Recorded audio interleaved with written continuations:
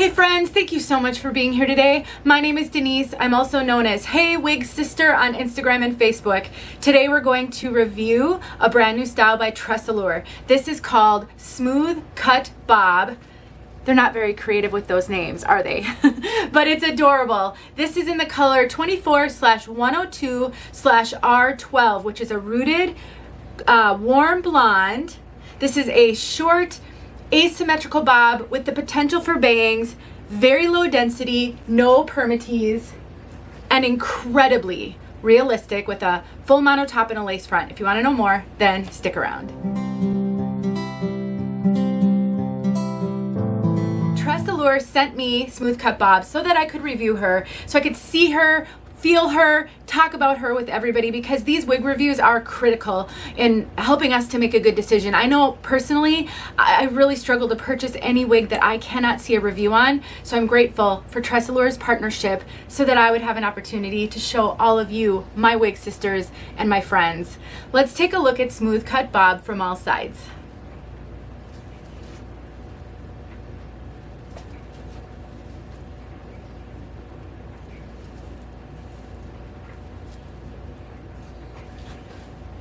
Oh my gosh, you guys. I really think they knocked it out of the park with this one. It is so incredibly comfortable, so incredibly realistic. There's no poof, no volume. You know, when I look in the mirror and I look at this one, I think, wow, my wig sisters who are new to the wig wearing journey and who feel as though every wig they put on looks like a wig, I think this one is a great one for the new and experienced wig wearer alike. So we've got a roughly 8-inch length. Now, when you look at the listing on this, the various retailers that carry this, it says 7.5 inches, I think is what it said, from like crown down, but I'm 8 inches from my hairline to the tip of my chin. I mean, this barely, like if I do this, you can see it does go down to my chin. So depending on your head measurements and how it lays on you, you're going to see a roughly 7.5 to 8 inch length.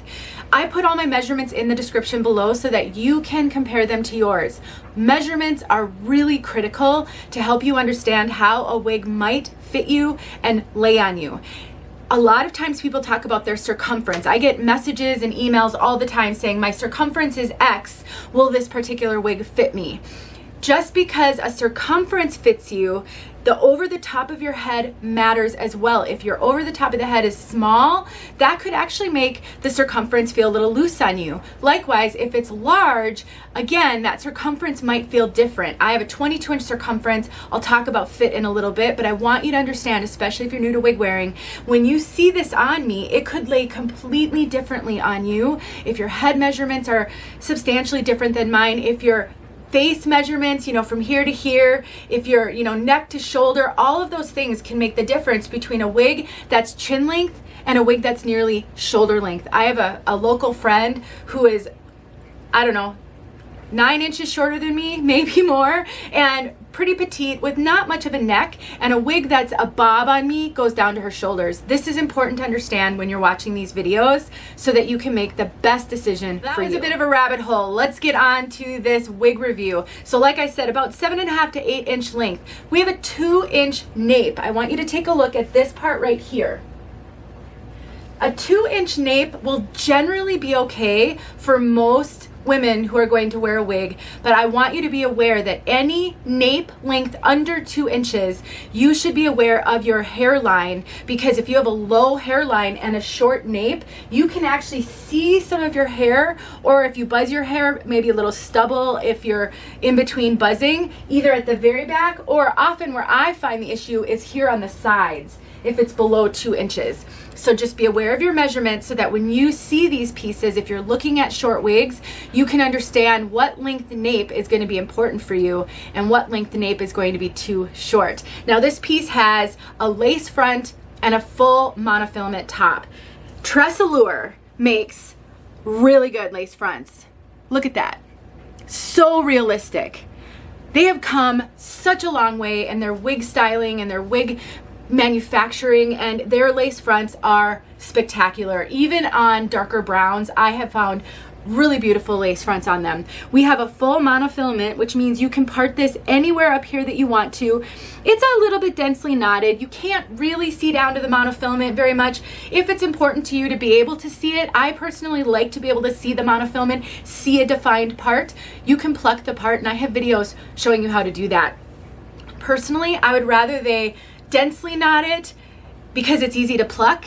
But if they make it too sparsely knotted for some people's taste, you can't really add hair back. So while some people may not appreciate that, I'd rather they do it that way. We've got a full monofilament. If you're new to wigs, all of that is parting space. Looks like cap when you see through. We've got the lace goes all the way to the ear tabs. We have ear tabs with bendable stays, nice soft material, no extended nape on this one, and Velcro adjusters, which gives you the ability to loosen or tighten this a little bit. And then we've got open wefting, and Tress Allure caps have really, really nice stretch. They tend to be really stretchy. They tend to run real average in size. I'd say more average to average large than average to average petite. So it sort of leans more on the larger side of average. So typically I have to cinch my Tress Allure wigs in, and depending on what I'm doing with it and how I'm wearing it, I sometimes do have to wear a wig grip in order for them to fit me really comfortably. A wig like this I can wear without a wig grip if I'm just gonna wear it as is, but if I want to style it, you know, if I want to pull it up in a clip, this is gonna want to slip back on me because it does fit me a little big. Again, I've had very average 22-inch circumference, but I'm very petite over the top of my head, and I know a lot of you are as well because I hear from a lot of you. So just keep that in mind. Some wigs will fit with no help, and some wigs may need a little help. If you run petite, there are tons of videos on YouTube showing how to make a wig cap smaller. It's really not hard, and it will open up a whole lot of opportunities for you to try different styles if you learn how to do that. I have some saved in my Other People's Tips and Tricks playlist on YouTube. I will link that playlist in the description, and I put a whole bunch of different types of videos. You can find all the ones that show how wig caps can be made smaller, grouped together. Like I said earlier, this is a low density piece. I may have said there is no permatease in this piece. For the most part, that's true. There's the tiniest bit of crimpy fibers right here, right next to where that monofilament ends, because I can feel them. I feel the wiriness of them, but they're not poofy or pillowy. It does help give this a bit more of a rounded look, but there is not enough permatease in this piece for you to get big hair. I know some of you love to zhuzh up your wigs. You know, you get in there with your fingers to get some volume. Any volume that I can get by doing that is going to fall with the heat of my head and gravity. So if you're looking for something that can be really big hair, I don't think this one is the right piece for you. But I do think if you take some styling cream and you kind of get in there and you put maybe their wig wax on this, you can really make it messy and fun. So this is one of those types of styles that you can wear really sleek and professional and polished and low density, or you can get some product in there and you can make it maybe date night hair, or, you know, going out and having a good time, sexy hair, if you will. So I do think that there is some ability to style this one up to be really cute. I also love wearing headbands. Love wearing headbands with short wigs. And if you're new to wig wearing, don't ever forget that you can style your wigs. You can use clips, you can use bobby pins, you can use headbands. And if you struggle because you're not used to seeing yourself with as much hair as even a low density wig has, putting a headband on with it makes a humongous difference. Really smooth it out, tuck it behind your ears, put a headband on. It will make all the difference if you feel overwhelmed, and it will give you time to grow into it. But it's also a great way to change up your look. It does help you to feel a little bit more normal with wig wearing if you've been losing your hair and that's one of your struggles. And for my bang wearers, I always get asked, can I cut bangs into that piece? Absolutely. The bangs are too long to be worn out of the box as a bang, but just trim them up just a little bit and you've got yourself a full bang. I actually have a video where I show you how. I keep pulling it back on my head. Let me get this back where it wants to be. I have a video showing how to use a thinning razor to just trim up some bangs. It's such a foolproof way to do it. If you're terrified to cut bangs into a wig, something short like this that sort of has a template built for you, those are perfect. And I will make sure to link that video in the description in case you're looking at this thinking, oh, I really need bangs, but I don't know if I can do it.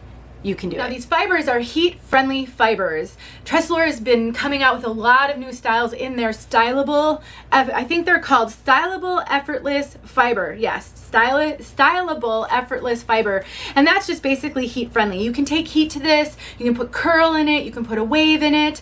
I absolutely love heat-friendly fibers on shorter pieces. I don't think they need as much special care as longer pieces that will rub on your clothing, because friction is the enemy of heat-friendly fibers. I have a video showing how to care for straight heat-friendly fibers with heat. What you need to know as a new wig wearer is heat-friendly fibers do need heat to take into them regularly, depending on how much you wear it and how you wear your wigs, to keep them from getting frizzy and frayed and clumpy. On a straight piece like this, you're not going to have to do that very often.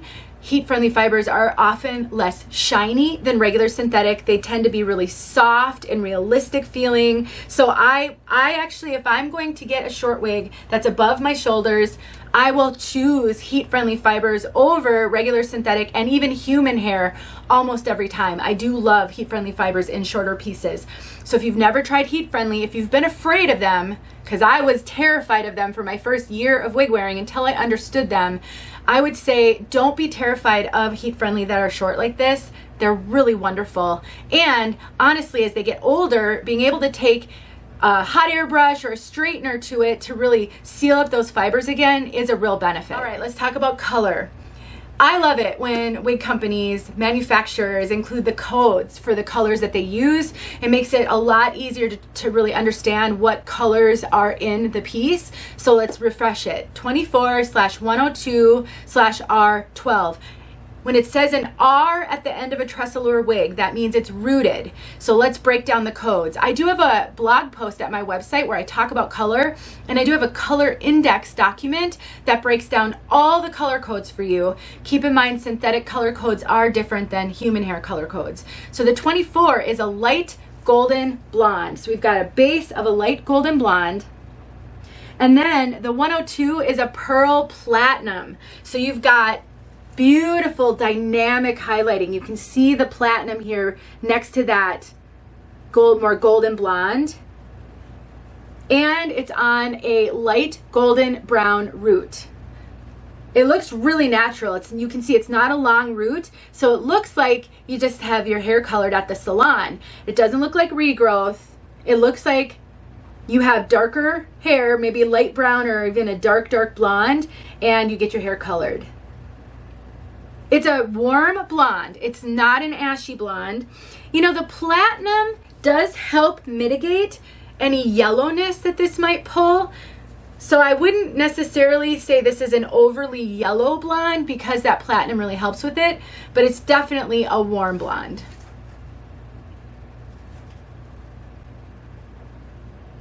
All right, let's get outside so that you can see this color outside. Thanks for watching. Please let me know if you have any questions. I'm always happy to help. I'll talk to you in my next video. All right, everyone, let's look at this color outside. Bright sun, but it's kind of diffuse. There's some high clouds over it.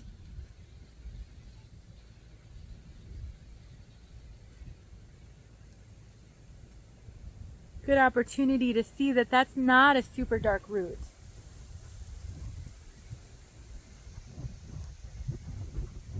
You can also see how it moves. It's a little bit windy out here.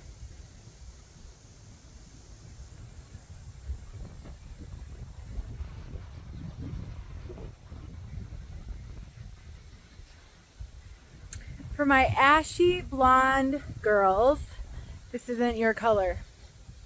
But if you like warm, if you like really light blondes that have warmth, this could be a good one. I really like this color. You know, I do tend to like the ashier blondes better, but every now and then a warm blonde catches my heart, and I think this is one of those. Let that lace front shine through. It's a good one. I think they knocked it out of the park with this one. Thanks for watching.